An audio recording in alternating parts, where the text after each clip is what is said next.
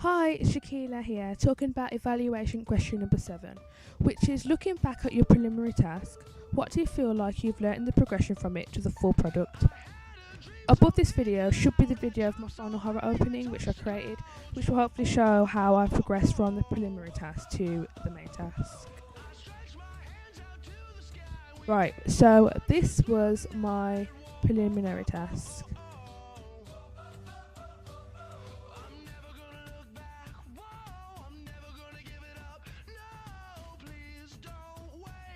That was slightly embarrassing to watch, but it was insightful nonetheless because I could definitely see that I've made significant improvements from the task to my main task.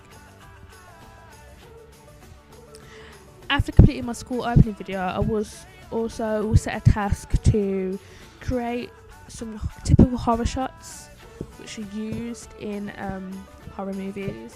I feel like this was definitely more relevant to my horror opening, as it gave me a chance to think about as to whether I may have wanted to use these shots in my own horror opening or not.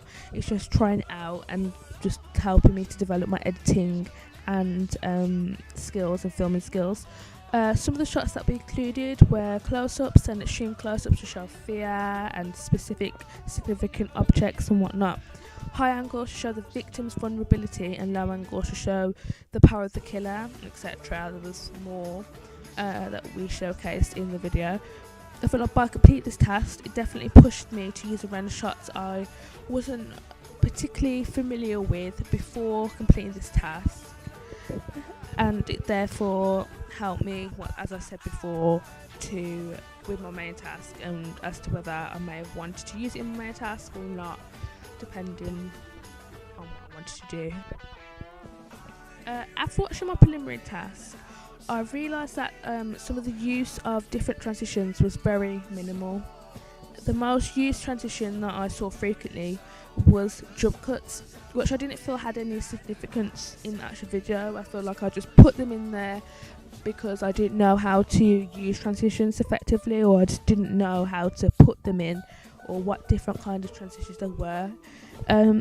As I've developed, I feel like my understanding of using different transitions between the scenes has become a lot clearer, and I found that in my horror opening I definitely use a lot more transitions to make my horror opening look more smoother, and they all had a significant effect to my horror opening.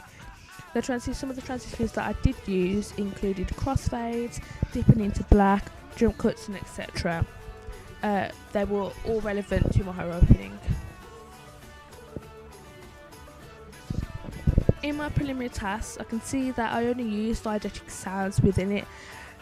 This includes dialogue and any natural occurring sounds that happened whilst filming, which includes door slamming, children talking and laughing, etc., which is mainly due to the fact that I did film my preliminary task in a school environment where all these natural occurring sounds were to occur. When it came to adding sound to my actual opening, I was able to use both diegetic and non-diegetic sounds effectively. With the non-diegetic sounds, I used dialogue, but I definitely ensured that unnecessary sounds were cut out when I was filming. So if it meant that I was making sure that when I was filming no sounds weren't there that I didn't need, and if they were, I would either cut this video with no sound or add sound effects so that it covered the sound. When it came to adding non-diegetic sounds, I found that I was able to change the levels of the sounds and distort any music to match the genre of my film. With the use of sound effects as well, it enhanced the tension and the creepiness of my opening, which is essentially what I wanted. In my preliminary task, I had very basic editing within it, which I feel like was possibly because I wanted to show the continuity between the scenes. However, through taking part in the activities like the school video and the top 10 horror shots, I feel like my editing skills definitely developed before editing my final horror opening. In my horror opening, I use a grey overtone, which makes my opening look more eerie and suspenseful compared to my preliminary task, which just looks plain and boring. it's just walking and just the sky's really quite boring. I thought it was quite boring to look at, to be honest. Also within my final horror opening, I acquired the knowledge how to get a flickering effect between the scenes, which kind of like creates suspense for the audience as well and keeps the audience alert, which I feel helps relates to the typical conventions of horror. And it really just related to my genre, or subgenre of paranormal. It kind of like related to my own horror opening. I definitely feel that editing was the biggest development I made from my preliminary task to my final horror opening.